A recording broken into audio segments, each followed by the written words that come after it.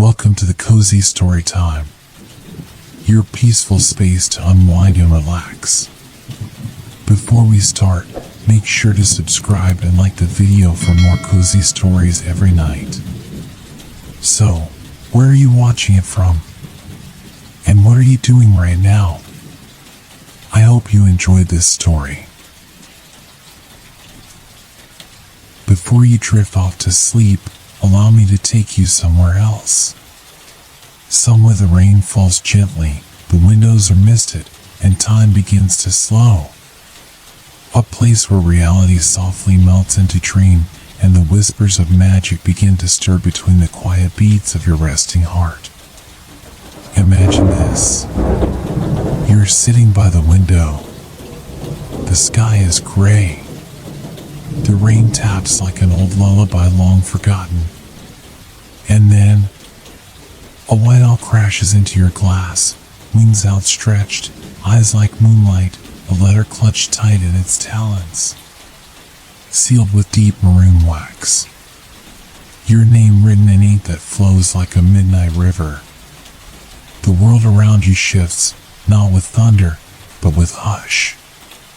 With a reflection in a mirror that smiles before you do.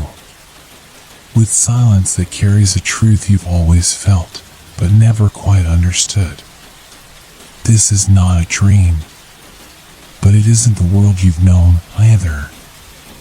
Take a deep breath. Let your head grow heavy. Let your heart open, just a little. Because tonight, you will hear your own story. One that may have been waiting for you all this time. Welcome to the letter from Hogwarts in the rain.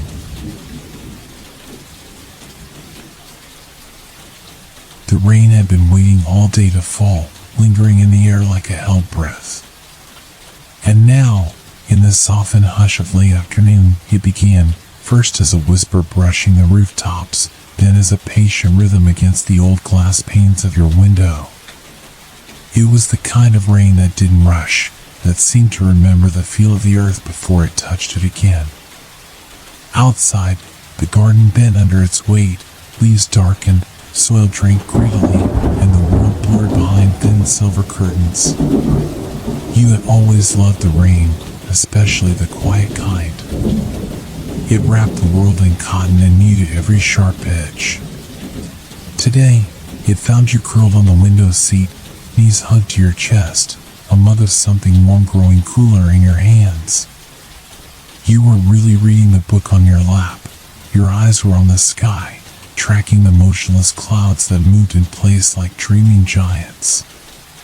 The scent of petrichor drifted through the slight crack in the window, a tender blend of earth, green roots, and old secrets. It was a scent you always found oddly comforting, but you could never explain why. The room around you was still. Old wooden floorboards creaked occasionally as the house settled with the cold, and every so often, the wind would sigh down the chimney.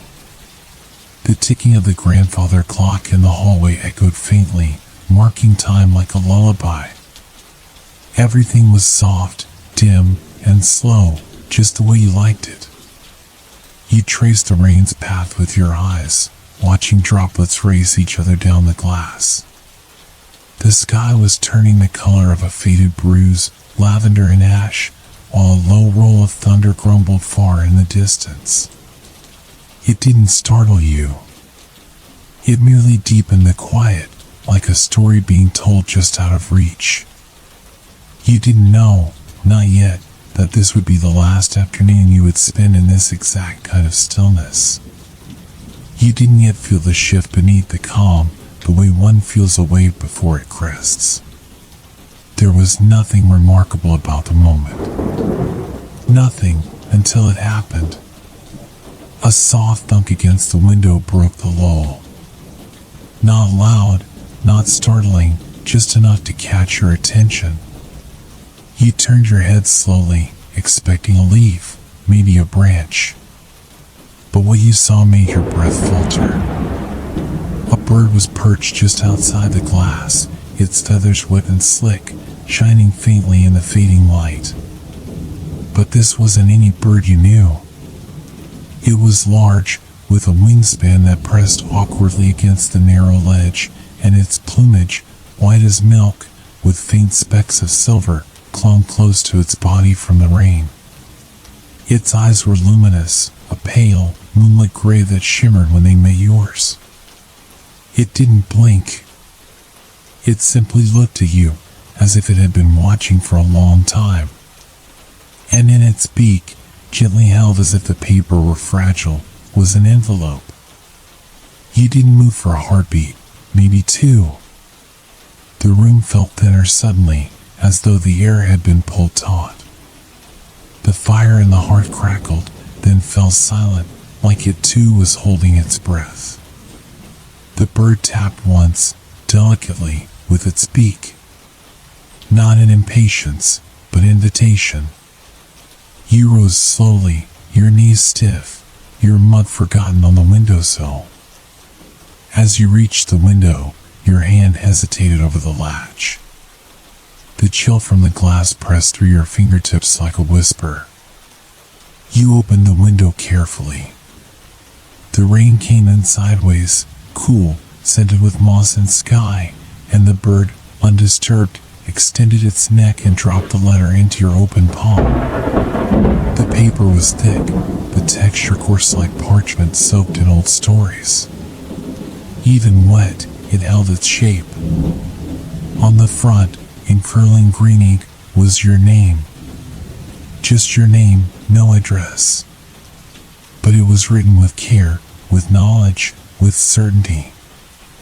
Your fingers trembled as you turned it over. The seal was what made your breath catch, a deep maroon wax stamp pressed with a coat of arms. You didn't need to look closely to know what it was. Somehow, impossibly, undeniably, it was the crest of Hogwarts School of Witchcraft and Wizardry.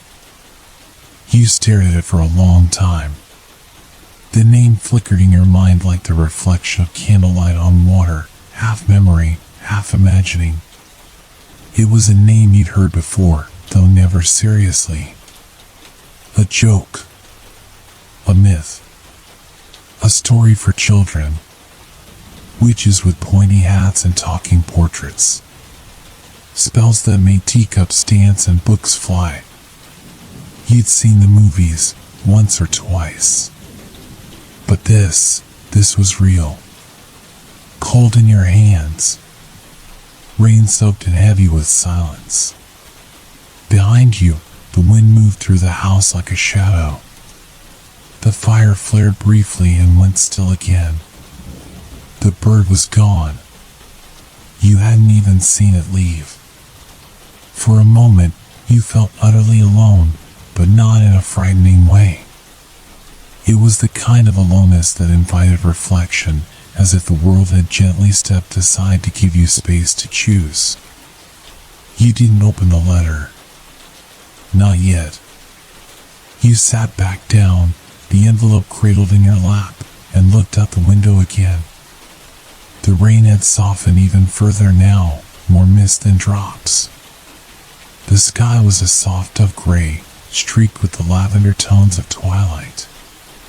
Everything felt suspended, like a breath held between possibilities. You looked at the letter again. It still didn't make sense. No one had ever said anything. Your life had always been ordinary. Quiet. You were ordinary. No flying teacups, no invisible cats, no strange occurrences. Just rain and books and long, soft silences. And yet, something stirred deep inside you. Not quite memory, but something older. A familiarity you couldn't name. As if the letter had always been meant for you, and you had simply forgotten to wait for it. The rain eased into a hush, the kind that feels like the world settling into a new shape. The clock in the hallway struck the hour, a sound you'd heard countless times, but now it sounded different. Deeper. Like a marker placed on the edge of a new chapter. You looked down at the letter one last time that evening and whispered, almost without realizing it, "What does this mean?" Outside, somewhere in the distance, a single chime rang out, a bell, perhaps, from nowhere you could name. You closed your eyes. And somewhere behind your reflection in the glass, something moved. You didn't sleep that night. Not fully. Sleep tried to reach you, stretching its arms around your shoulders, tugging softly at the weight behind your eyes, but you kept drifting back into wakefulness, like a leaf turning in gentle water. The letter sat on your bedside table, illuminated faintly by the warm, golden glow of your reading lamp. You hadn't opened it. Not yet. Not because you didn't want to, but because the world felt fragile now, and you weren't sure what would happen once you tore the seal. Outside, the rain had softened to a misting drizzle, like the sky was breathing quietly in its sleep. The sounds of the house, the creaks, the rustles, the wind moving like fingers along the windows, were suddenly louder, or perhaps you were just more aware of them. Even the ticking of the clock felt like a drumbeat in your ribs. The parchment had dried sometime during the evening, but the wax seal was still dark and glossy, its edges sharp against the rest of the world. You kept glancing at it, half expecting it to vanish or crumble or burst into flame, but it remained exactly as it had arrived, real, physical, and possible. The thought crossed your mind more than once. Maybe it was a prank. Maybe someone, somewhere, had crafted an elaborate trick just for you. But the bird had been real.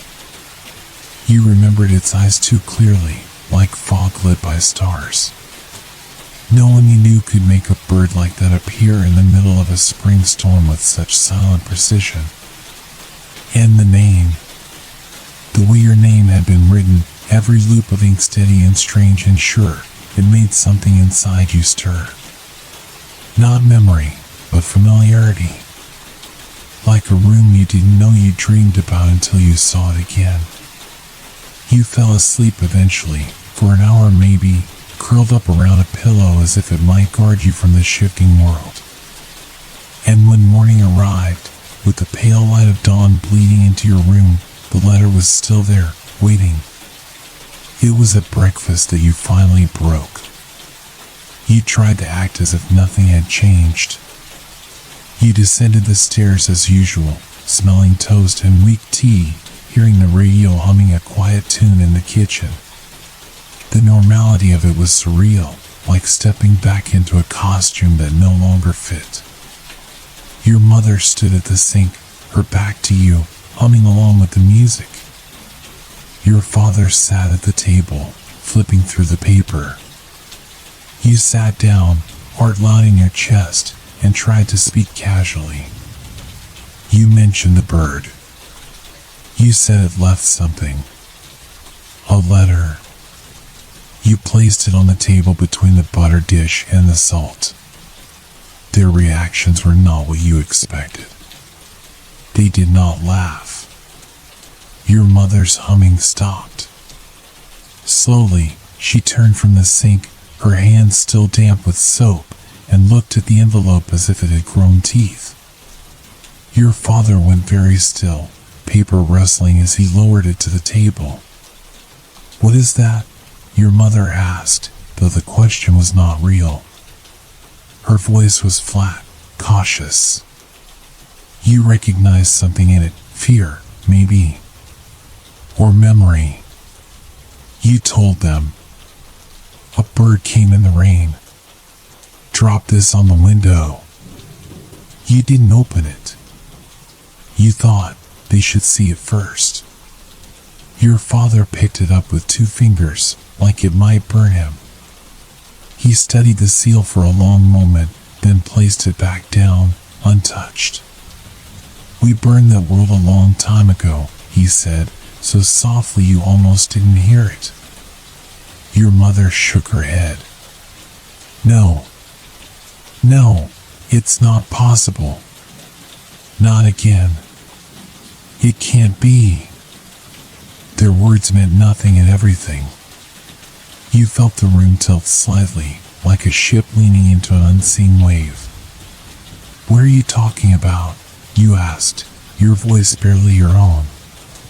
But they didn't answer you. Not right away. Your father stood abruptly and left the kitchen. The door to the basement creaked open, then shut. Silence flooded the space he'd left behind. Your mother turned her back again, resumed scrubbing a cup that was already clean. You stared at the letter. It had begun to feel heavier now, like it was pulling gravity toward it. A few minutes later, your father returned with a small box, wooden, scarred, bound with an old leather strap. He placed it on the table with a quiet finality. You didn't ask permission. You opened it. Inside were fragments, old paper, photographs yellowing at the edges, a ring with a strange sigil carved into the metal. And a letter. Older than yours. Burned along one side, as if someone had tried to destroy it but couldn't bear to finish the job. You picked it up. The parchment crumbled at the edges, but the words remained. The handwriting was familiar, too familiar. Your name was there. Not exactly, but almost. The surname the same. The first name off by just a breath. The date, decades ago. They sent it to her, your mother said finally, voice distant. To your sister. You blinked.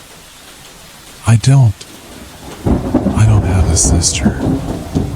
You did, your father said, voice hollow. Before you were born. The room turned quiet in a new way. They told you, in slow, splintering pieces. She had gone. She had left. A place called Hogwarts. A place that promised wonders, and danger, and belonging. She had written letters, bright with joy and strange stories, of hidden staircases and enchanted feasts, of creatures that shimmered in the dark, of friends with fire in their blood and stars in their pockets. And then she disappeared. No body. No answers. Just silence. They never found her. They never learned how or why. Only that one day, she was gone. And their grief, thick and blinding, swallowed the world whole. So they burned the letters. They erased the stories. They told no one, not even you. We couldn't lose you too, your mother said, tears sliding quietly down her cheeks. Your hands shook. The seal on your letter stared up at you, unbroken still. For a moment, the air smelled of smoke, not from fire, but memory. Lavender, scorched edges, ink and longing. They looked at you, your parents. Not with anger. Not with hope. Just with sorrow. The kind that sits quietly in the corners of a house for years, waiting to be seen again. You stood. You took the letter with you. You didn't open it, not yet. But you would. Soon. And outside, though the rain had long since stopped, the world still smelled of thunder. It wasn't until twilight that you opened the letter. All day, it sat on your desk like a watchful thing, heavy and silent, its wax seal gleaming with a burgundy sheen that seemed almost alive in the light.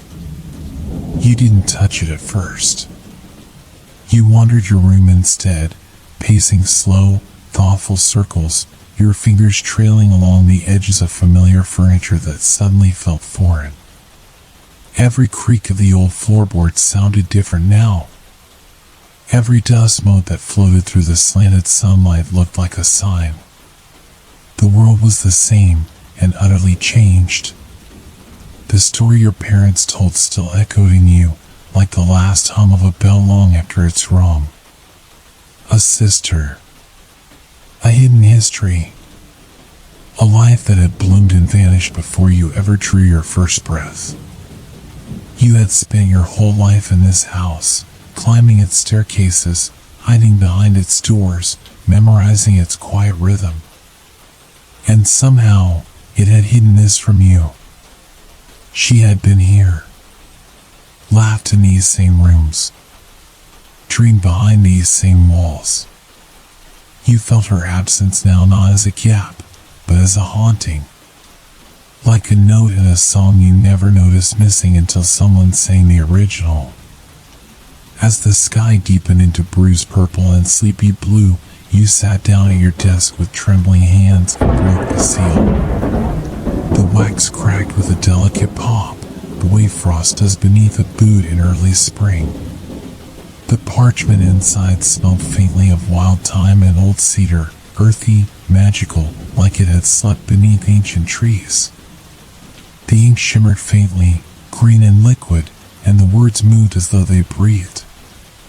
Your name. An official welcome. A list of required items, robes, a wand, textbooks with titles that sounded like poetry in another language.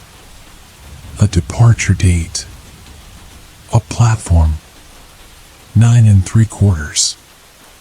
You read the letter twice. Then again. Each time it felt more real, though still unbelievable, like waking from a dream only to discover you're still inside it. You wanted to ask 1,000 questions, but there was no one to answer them. Your parents had left the house quietly after their confession, walking hand in hand down the garden path like they used to when you were little, before life took on the hush of grief. They said they needed air, and maybe they did. You hadn't seen them since. The sun slipped below the horizon. The sky sighed into twilight. And then the mirror moved. You hadn't noticed it at first.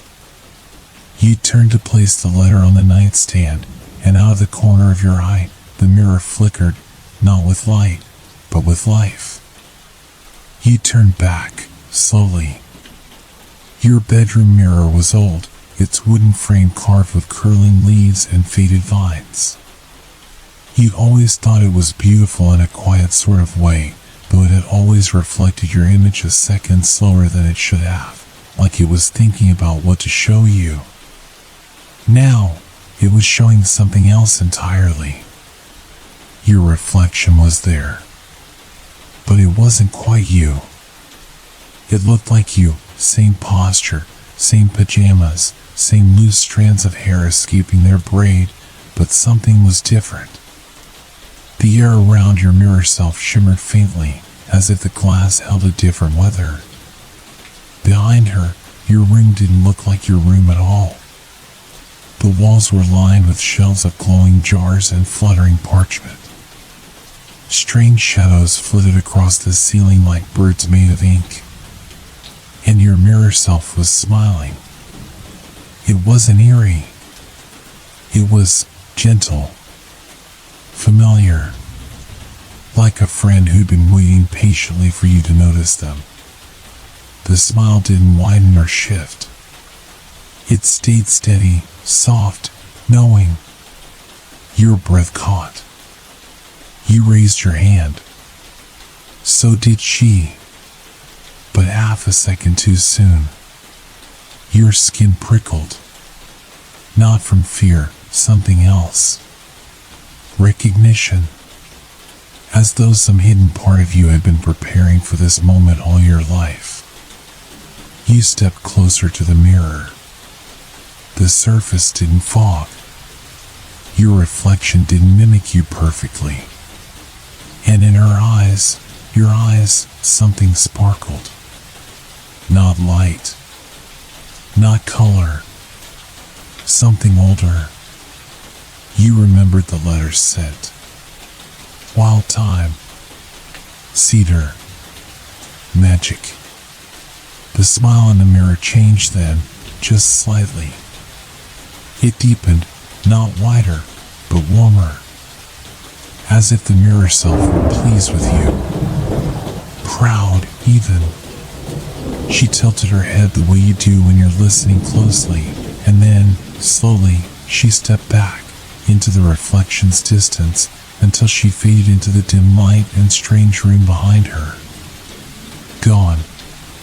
Your own reflection blinked back into place, seamless, still, and unremarkable.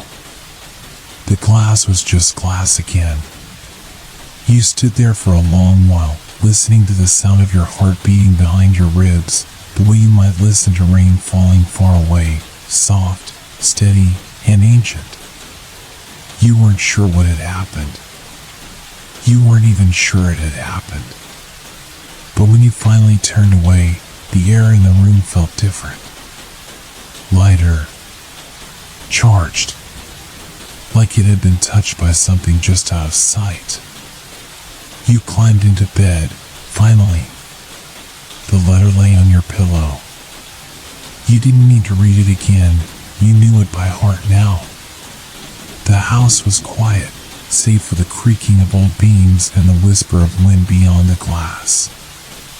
Somewhere far off, an owl hooted. And just as sleep began to take you, gently, with cool hands and silver dreams, you heard it. A tap on the window. Not loud. Just enough to stir you from the edge of sleep. You sat up, slowly, your quilt pooling around your waist like fog around stones. There, perched on the sill, was a bird. But not the white owl from the day before. This one was dark, its feathers like spilled ink, with eyes like obsidian. It watched you with unsettling calm, as though it had been watching for longer than you knew. In its beak, it held something that shimmered faintly in the dark. A scrap of parchment. You opened the window without thinking. The cool night wind curled around you like a shawl. The bird didn't move, only released the parchment into your hand and then, without a sound, vanished into the night. The parchment was warm, and it glowed faintly, pulsing like a heartbeat.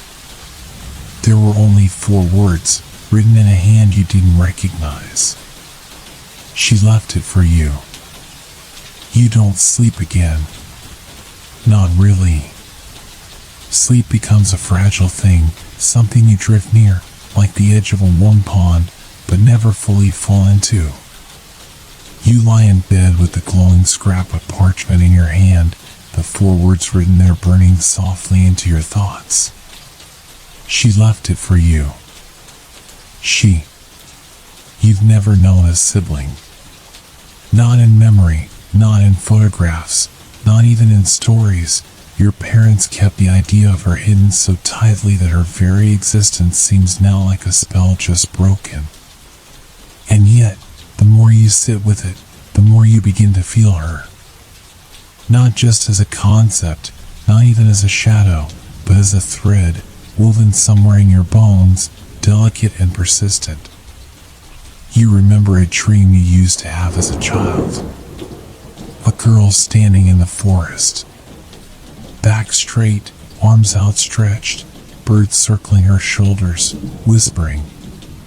You'd never known her name, but she always felt familiar. Could that have been her? The bird, the dark one, all ink and silence, is long gone. But its presence lingers, as though something of its magic was left behind in the corners of your room. Every time you close your eyes, you feel like something is watching, not with malice, but with expectation. Like you've stepped into the middle of something ancient and unfinished. You light a candle, even though dawn is only an hour away. Its glow is small but comforting, casting long shadows that sway gently across your walls. The scrap of parchment still glows faintly, as though alive. She left it for you. You whisper the words aloud, your breath curling around them like fog. She left what? Your eyes fall to the old wooden box your father brought out the day before, the one with the scorched letter, the photos, the forgotten things. You slide out of bed and kneel before it, hands trembling not with fear, but with something you can't name. Reverence, maybe. Or yearning. Inside, the letter with the burnt edges still rests on top. You pull it free, handling it as gently as if it were made of moth wings.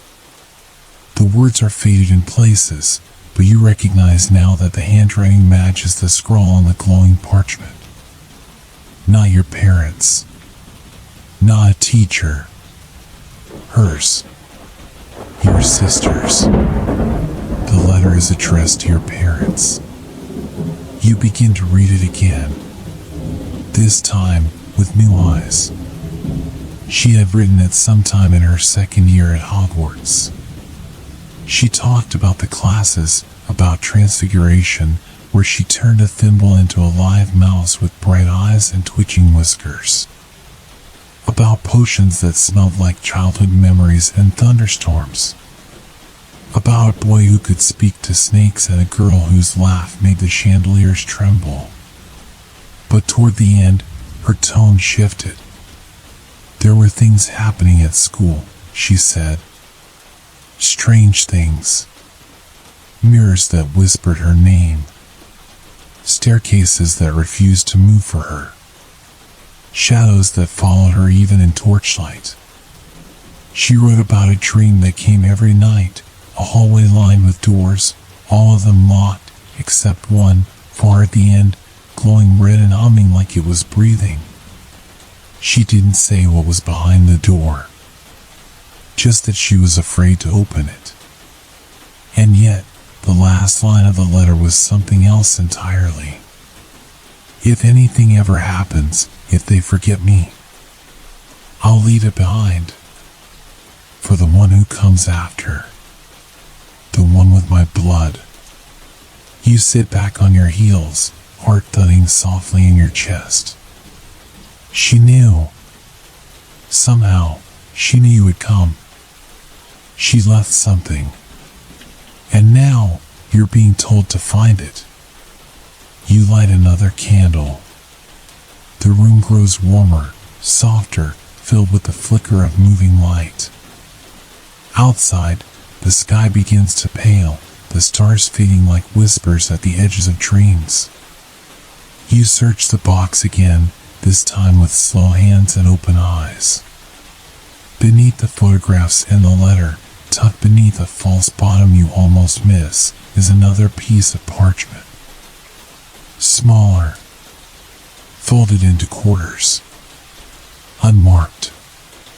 You hesitate, then unfold it.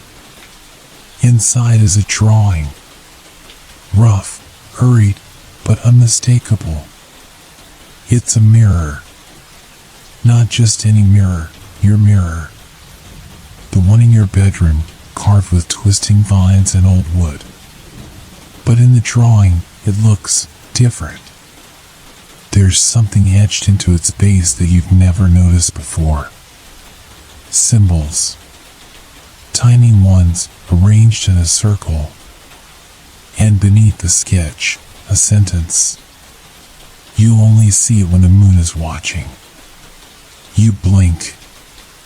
It doesn't make sense until it does. You crawl back to the mirror, candle in hand, and peer at the base. You've never looked closely, not really. But now, with the flickering light and your heart in your throat, you see it. Just barely. The faintest hint of something carved where the wood meets the glass. Like runes worn smooth with time. The moon is not out now, but you make a note in your mind. Tonight, you'll look again. You touch the frame of the mirror. It's warm, almost pulsing, like something beneath the surface is beginning to stir. You feel it, even now. A quiet calling. something left behind, waiting to be found. When your parents return that morning, their faces are pale with sleep and sorrow, but there is something else in their eyes now, too, reluctant acceptance. A soft cracking of the wall they built for so long. They don't speak of your sister again, but they don't stop you when you pack a small bag. They don't ask questions when you begin gathering what the letter says you'll need: robes, books, an owl, a wand. Somehow, you know where to go. Or perhaps the path is finding you. But in the meantime, you wait. Because the moon is coming. And with it, answers. That night, you sit before the mirror once more. The candle flickers low. The sky beyond your window is cloudless for the first time in days. And slowly, steadily, the full moon rises. Its light touches the glass like a fingertip, pale and slow. And suddenly, the carvings glow. Not bright. Just enough. The runes shimmer with silver light, and your reflection wavers, not like before, not with someone else inside, but as if the mirror itself is stretching. A soft sound rises from its depths. Not a voice. Not quite. But a melody. Old and aching and beautiful. The mirror does not speak, but it sings. And you know, she left something for you. Not an object. A place. A memory. A door. You reach toward the glass. And this time, it ripples beneath your hand. The mirror breathes beneath your fingers. At first, the surface is only cool, slick, solid, like it always was. But then the chill softens, bends, gives. The resistance is gentle, like dipping your hand into still water at night. The ripple that follows is soundless, lightless, and yet you feel it humming through your skin, curling along your palm and into your wrist, as if it's reading you. You draw a shaky breath. Then step forward. The moment your foot crosses the threshold of the frame, the air changes. It thickens, not unpleasantly, but like velvet, like fog. The smell shifts too. No longer your bedroom's familiar scent of lavender sachets and old wood, but something richer, deeper. Rain-drenched pine, candle smoke, wildflowers pressed between pages. The hush of forgotten places. You are no longer in your room. You step through fully, and the world around you remakes itself. The space behind the mirror is not a room, not exactly. It feels like the memory of a room. The edges blur and shimmer, soft and uncertain, like they've been drawn in charcoal and someone has just breathed across the lines. The floor beneath your feet is old stone, worn smooth by time, and above you, no ceiling. Just sky. Night sky, vast and close at once, filled with stars you don't recognize, stars that pulse slowly like the beat of a heart. The air is cold, but not biting. A comforting cold, like snow in dreams. You wrap your arms around yourself, not because you're afraid, but because you want to hold on to the stillness. In the center of the space is a pedestal. Stone, circular, waist high. And on it, resting without dust, is a small wooden box. You walk toward it slowly, the sound of your steps muffled. Every movement here feels weightless and sacred, like walking through a chapel in a forgotten forest. When you reach the pedestal, you hesitate just a moment. Then open the box. Inside, wrapped in a fold of pale silk, is a wand. It's nothing like the ones you've seen in pictures or imagined in daydreams. This one is slender and elegant, carved with small, delicate runes that seem to shift under your gaze. It smells faintly of ironwood, smoke, and something else, something floral and distant, like lilies blooming in a thunderstorm. There's a note beneath it. Just a slip of parchment, brown at the edges and worn with time. I hope it finds her. No name, no signature, but you know, it's hers. Your sister's. She left it for you. A wand, a gift of protection, a piece of her magic waiting patiently for your hands. You pick it up with a kind of reverence you didn't know your body could hold. It fits your fingers perfectly. Not too long, not too short, just right. And the moment your skin fully wraps around the wood, a warmth blooms in your chest. Not heat, not fire, light.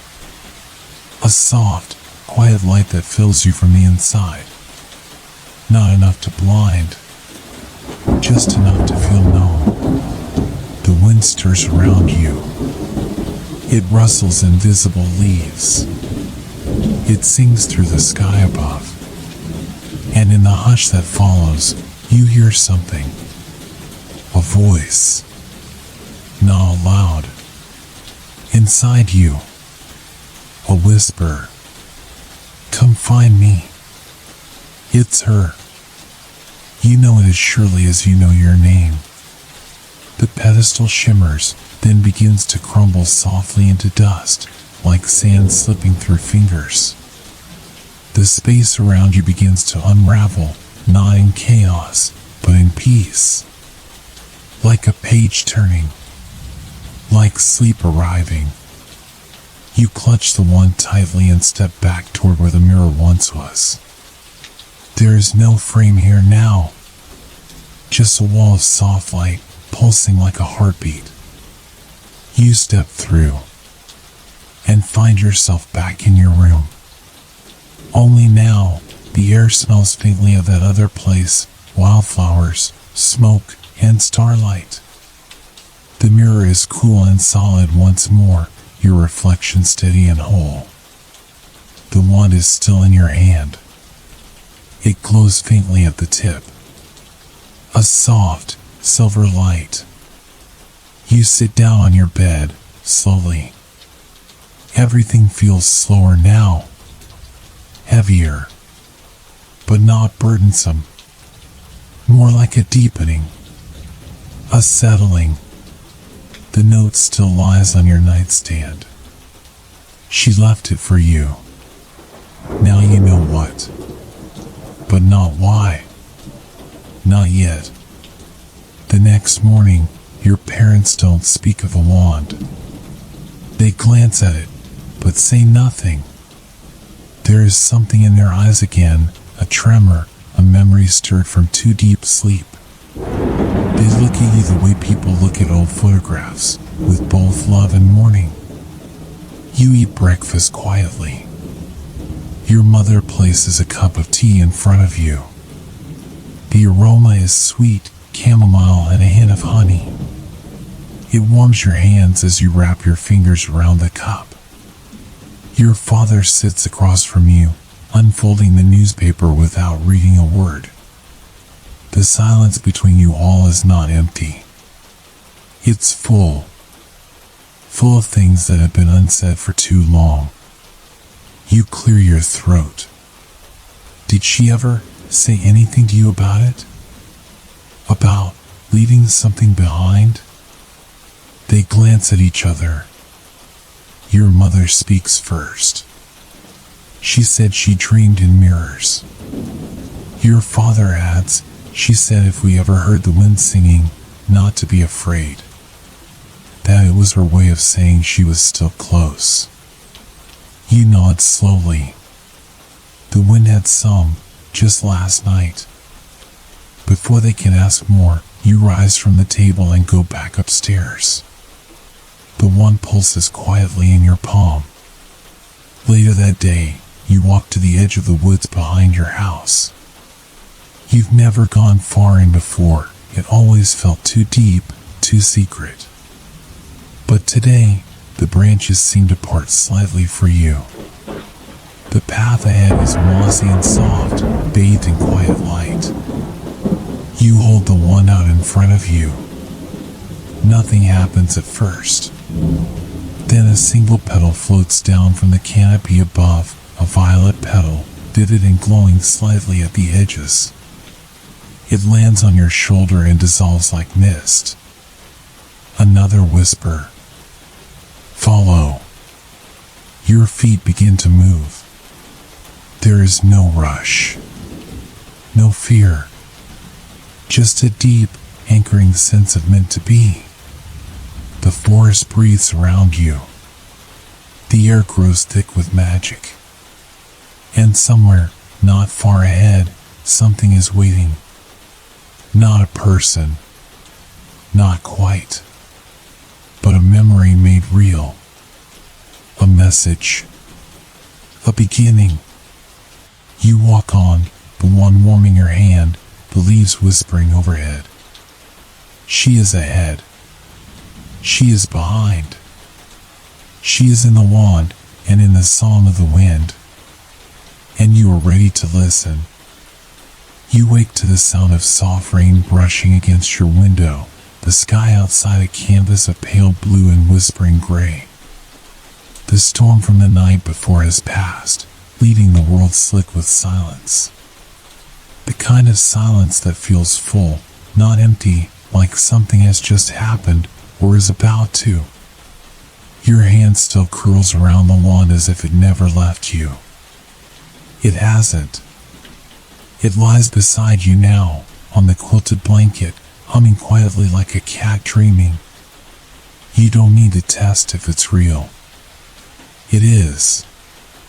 The cool wood, the edged runes, the faint warmth that sings at your fingertips when you hold it, it's all still there. And you are still changed. You rise slowly. The house is quiet. Too quiet. You pause outside your parents' door. It's shut. No voices. No movement. But behind it, you can feel the weight of silence heavier than yours. You don't knock. You don't need to. You just breathe in, turn away, and descend the stairs. The front door groans as you open it. Morning greets you with mist. The garden, the fence, the tree beyond it all glow faintly beneath the breath of rain. Leaves drip gently. A robin hops along the wet edge, watching you. You step into your boots, wrap yourself in the oversized coat your sister left behind years ago, still too long in the sleeves, still smelling faintly of books and citrus, and you begin walking. You don't know where you're going, but your feet do. The wand, now tucked into your coat pocket, pulses like a heartbeat. Not urgent, just present. Behind the house, past the old garden shed and the crumbling greenhouse, lies the edge of the woods. You've known it all your life, but only in the way one knows something from the outside. You've wandered near, picked berries at the fringe, dared yourself to step into the first few rows of trees before darting back in laughter or fear. But today is different. Today, the woods are waiting. The path appears slowly. Not a man-made one. Not something carved or paved. Just a softness in the underbrush. A thinning of the ferns. A way forward, just barely visible if you don't look too hard. And so you step, one foot, then another, and the forest accepts you. It smells alive here. Pine and loam. Damp moss. the faded memory of a lightning storm. Somewhere to your left, a brook murmurs behind a curtain of ivy. To your right, a squirrel startles, scattering droplets from the high branches. And all around you, the hush of trees, old trees, knotted with time, their bark rough and furrowed, laced with lichen and soft green threads. You don't speak. The forest listens in silence. As you walk, the light shifts. The further you go, the more it feels like stepping into another hour of the day. Though your watch tells you it's still morning, the sky here grows dusky, threaded with low golden light. The air thickens, but not oppressively. It folds around you like a blanket. The hush becomes something deeper, reverent. Then you see it.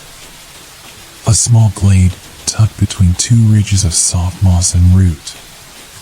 In its center, a stone well, crumbled but standing, half swallowed by ivy. It leans slightly, like it's listening. Around it, the trees grow in a perfect ring, their branches forming a kind of cathedral dome. Light filters through in fractured halos. You step closer. At first, there's no sound. Just your breathing. The sound of a drip, one, then two, from somewhere unseen. Then, something shifts. A presence. Not a figure. Not a ghost. But a feeling. Familiar. Grief. Memory. Love. You place a hand on the rim of the well. The stone is damp and cold. Moss clings to your fingertips. You lean forward, slowly, and peer down. It's not deep. Not anymore. Just a bed of still water, catching the light, reflecting sky. But it moves. Not like water should move. It ripples gently, not from your breath or touch, but from something else. A vibration. A whisper. The one in your pocket warms. And in the water, a shape begins to form. A hand.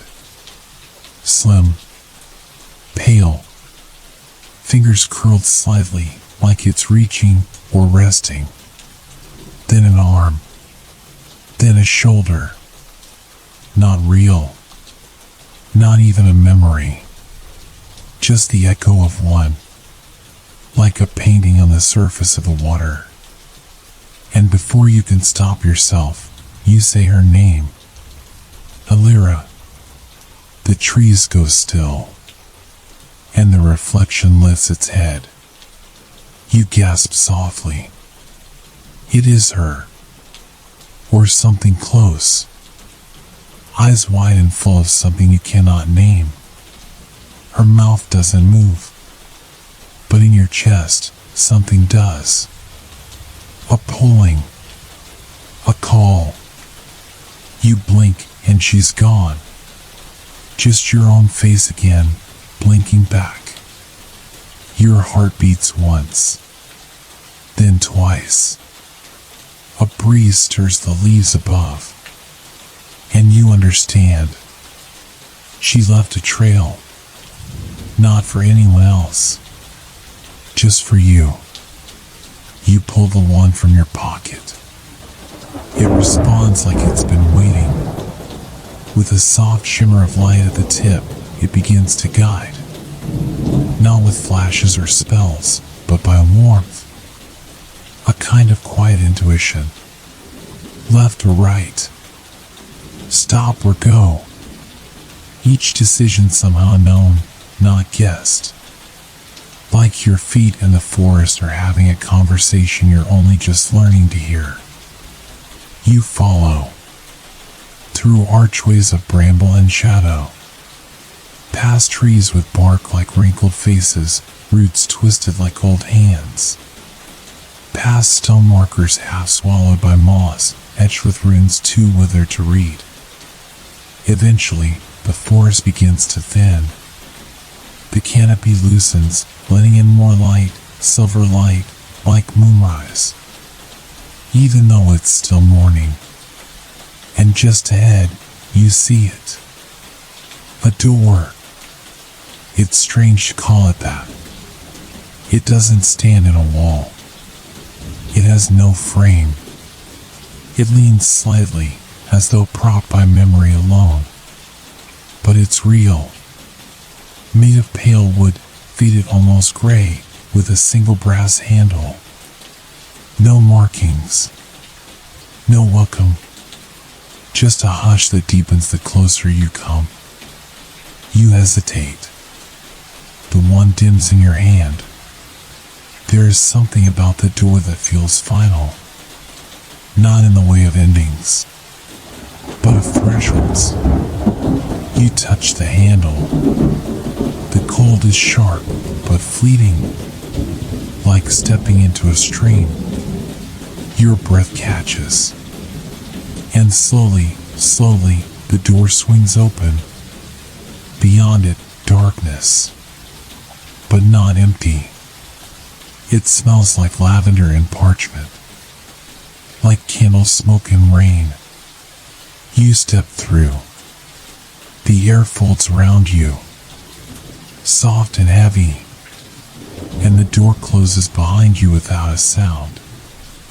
The darkness behind the door isn't black, but blue. A deep, breathing blue, like the sky just before the stars appear. It folds around you gently, not cold, not warm, but with the strange temperature of memory. You don't see walls, or ceilings, or even the floor beneath your boots. And yet, you are standing. The air supports you. Holds you. You are somewhere, and you are not alone. The wand glows softly in your hand, its light silver blue now, catching in motes of dust that hang in the stillness like stars underwater. There's a faint sound, barely audible. Not quite music. Not quite wind. Just a low vibration, like the hum of something ancient remembering your name. You walk forward. The space unfolds as you move, revealing itself by inches. Books. Bookshelves stretch into the dark, taller than any you've seen before, rising up and up until they disappear into the indigo void. The shelves are crooked, leaning, not in disrepair, but as if they've grown that way, like trees in a forest choosing their own strange shapes. Some are packed tight with volumes in leather, parchment, and pressed wood. Others hold scrolls, bottles filled with mist, jars of ink that glimmer with constellations inside them. A library, but not of this world. Your footsteps are soundless. The floor is soft, mossy beneath your feet. You brush past a shelf and catch a scent: cinnamon, smoke, old wax, and something sweetly sharp like citrus. You pause. A small drawer in the shelf before you is slit halfway open. Inside, a folded paper, yellowed with age, its edges singed. You hesitate, then draw it out. Your name is written on the front, not in your parents' careful hand, not in Hogwarts script, but in the loopy, inconsistent strokes of a child still learning to hold a quill. You swallow. Open it. The handwriting inside trembles with every letter, but the words are careful. If you ever find this, I'm sorry I couldn't tell you. I wanted to. I tried. But they said it was too dangerous. They said if you knew, you might go looking. But I think you're stronger than they think. I think you're stronger than I was. It's real. All of it. The letters. The dreams. The light in your fingers appears when you get angry or scared. I saw it too. I had it too. If you're reading this, it means something old has woken up. And I hope you're not alone. I hope you remember me. Alira. You read it once. Then again. The ink at the bottom runs just slightly, not from water, but from heat. You turn the paper over and notice, faintly, the shape of a burn mark, something like a seal. You can't make out its pattern fully, but it reminds you of the wax stamp on the Hogwarts letter, and something else, older. The one in your hand twitches. Not from fear. From recognition. There is more here. You tuck the letter carefully into your coat and keep moving. The shelves curve inward, gently leading you into a spiral. The further you go, the warmer it becomes. Not hot, but comforting, like being too close to a fireplace on a snowy day. You pass a clock with no hands. A lantern filled with fireflies. A stack of maps drawn on dried leaves. And then you find the table. Circular. Worn. The wood dark and smooth with time. Around it are 6 chairs, each slightly different, carved from different trees, stitched with different patterns, one even seemingly grown rather than built. On the table are more letters. Stacked neatly. Some bound with red ribbon, others wrapped in old silk. One is burned almost to ash, but somehow still holds its shape. You reach for the one at the top. Your mother's handwriting. You don't open it right away. You just stare at it. Because suddenly, your hands are shaking. The letter in your hand is thinner than it should be. The paper crackles faintly, as if even now it remembers fire. You unfold it. My darling, if you are here, it means the choice was taken from us. I wanted to tell you everything. I wanted you to grow up knowing who you were, where you came from, and the kind of magic that hums in your blood like the sea under the moon. But we were told it was the only way to keep you safe. To keep them from finding you. From finding her. Your sister didn't want to go.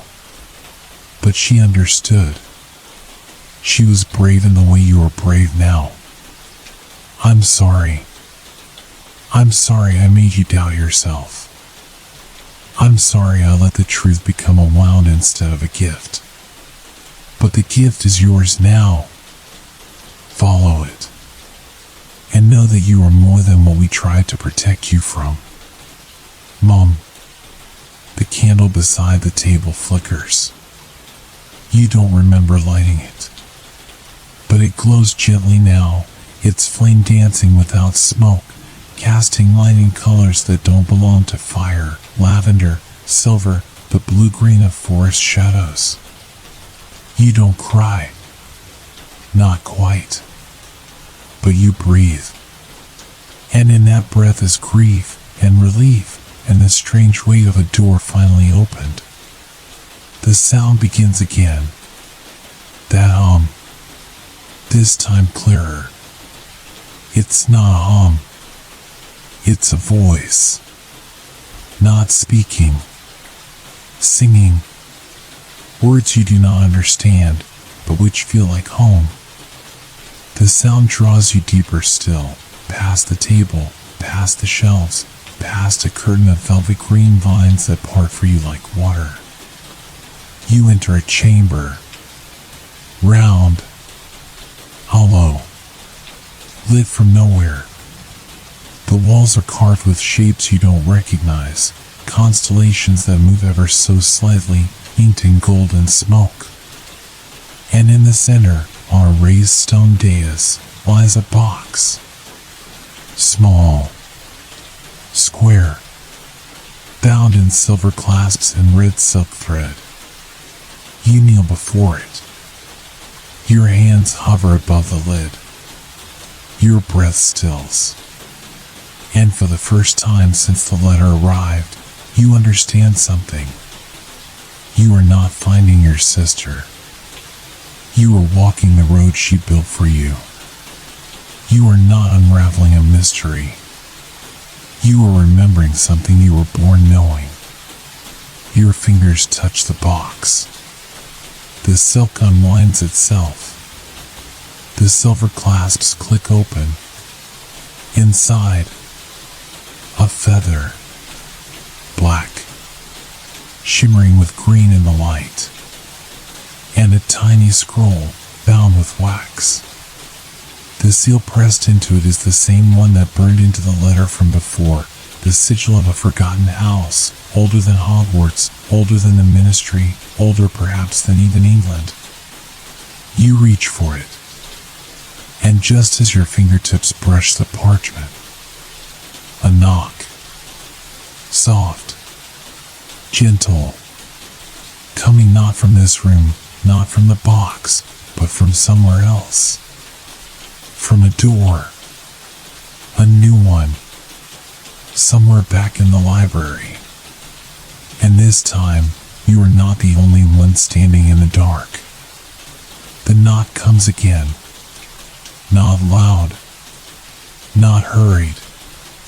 A knock that waits. One that has waited a long time. You rise from the stone dais, the black feather and tiny scroll still nestled in the box behind you. The feather hums faintly, the vibration rising up your spine like a second heartbeat, but the scroll, sealed, unbroken, remains utterly still. Waiting. You step back through the arch of the circular chamber, past the vines that curtain the space like the breath of the forest, back into the slow-turning library. Its endless shelves seem softer now, the dark between them deepened not with fear, but with mystery that has chosen, at last, to reveal itself. The knock continues. Once every few seconds. As though the visitor behind it knows you need time. The sound leads you through a path the library carves for you, between books that whisper as you pass, through hanging candles that burn with silent blue flames, beneath a window filled with starlight though it must still be mid-morning outside. And at last, you see the door. It wasn't there before. It stands tall, narrow, set into the curve of a bookshelf like it grew there. Oak, perhaps, with a faded silver doorknob shaped like an acorn. There is no keyhole, no carving, nothing that marks it as special, save for the scent that spills faintly from its edges, lavender, soot, and something unmistakably warm, like wool drying by the hearth. The knock stops.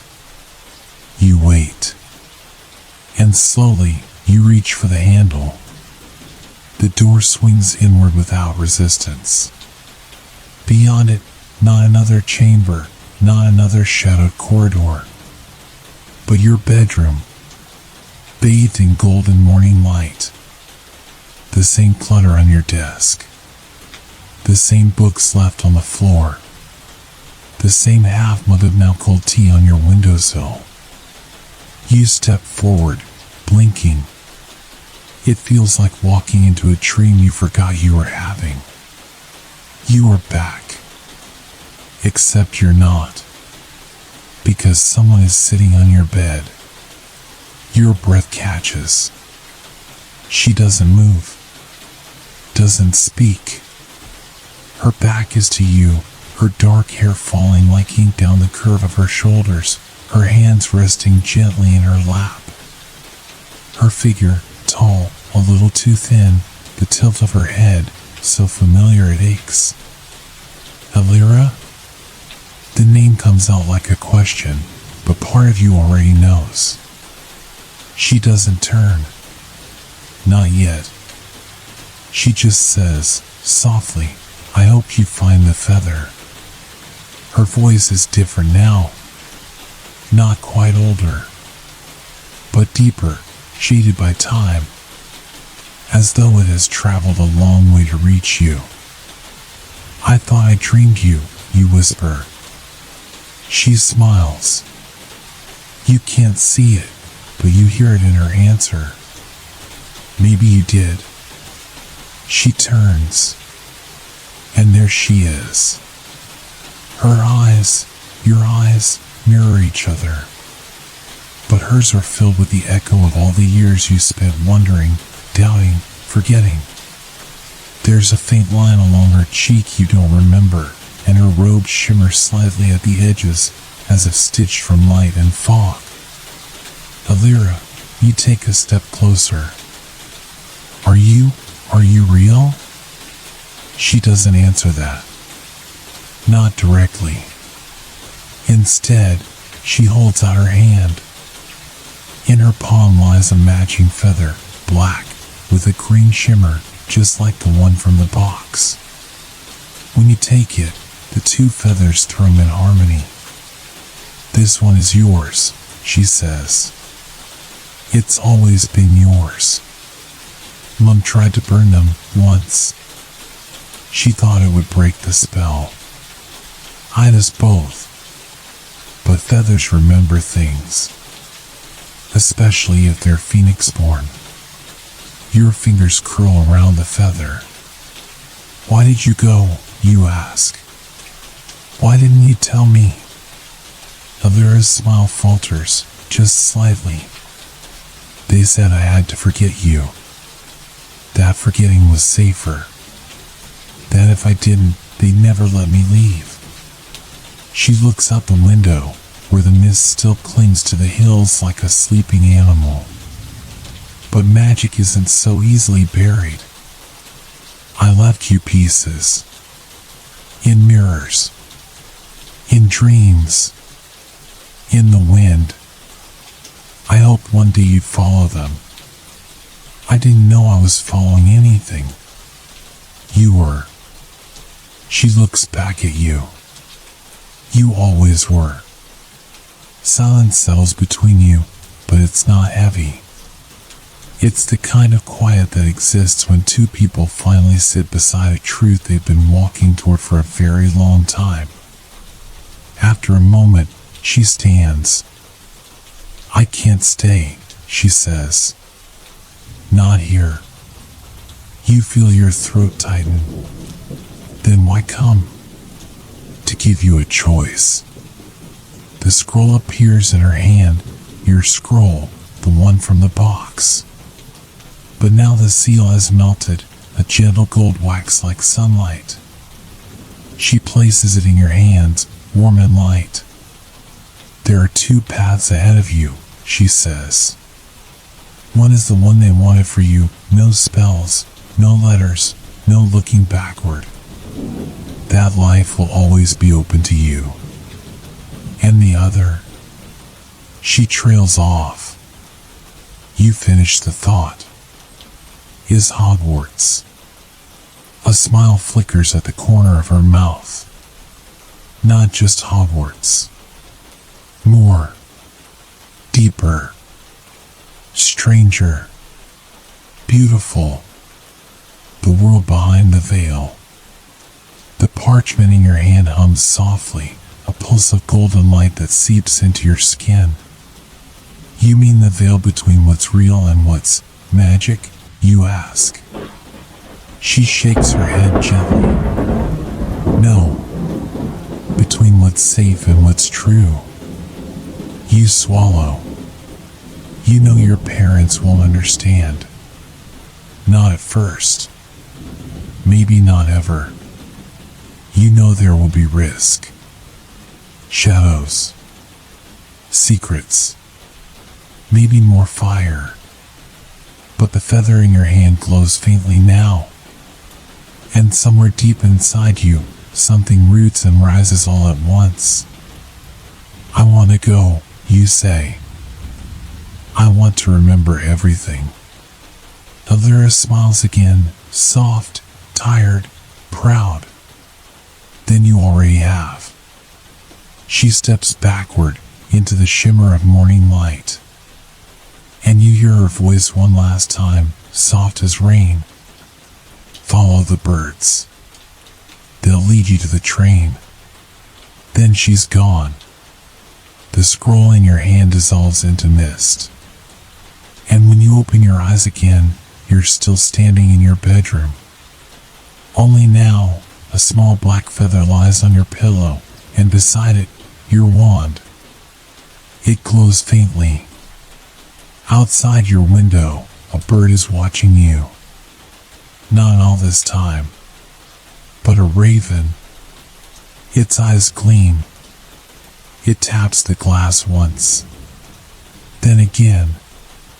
Then it spreads its wings and flies. You don't need to be told where to go. You've known all along.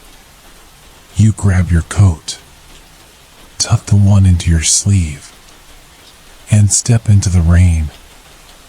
And now, the rain has quieted. The letter has been read. The shadows have whispered their secrets. And your heart, perhaps, remembers something it had long forgotten. Tonight, you've walked through mist and memory. You've followed feathers and mirrors. You've listened to silence and found your name spoken there. The journey is only beginning. But for now, let the world slow again. Let your breath grow softer. Let the weight of sleep gently find you. You are safe. You are seen. And somewhere, just beyond the veil of dreams, magic is still waiting for you. Close your eyes. Rest well. Until the next story finds you.